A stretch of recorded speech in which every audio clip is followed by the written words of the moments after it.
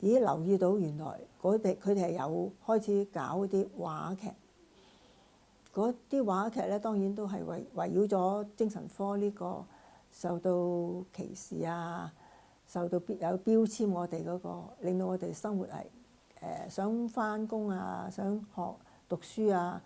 無論讀書就業都困難嘅，或者係同家人嘅相處，咁啊開始去學下，咦仲係免費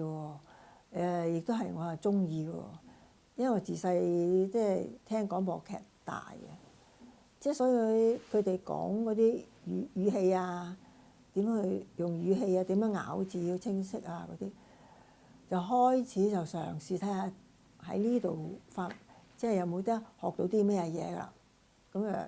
接觸咗話劇之後咧，佢哋仲係有搞啲叫做論壇劇場，即係針對我哋呢啲康復者所面對嘅困難啊。譬如佢嗰個話劇裏邊就係講點樣見工啊，究竟披唔披露自己有呢個病啊？如果有嘅披露嘅話，就未必見得成啊。如果隱瞞咗咧，即係當然，如果係請嘅話就有工返啦。但係點樣去請假去覆診啊？呢啲咁咯。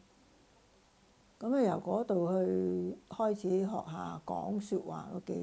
學習點樣去表達啦。因為話劇要表達出嚟㗎嘛，可能嗰度都有啲幫助啦。對於表達嗰方面，因為我以往就好少講嘢，我係聆聽者嗰個角色多啲，所以表達嗰度能力都係差啲嘅，弱啲嘅。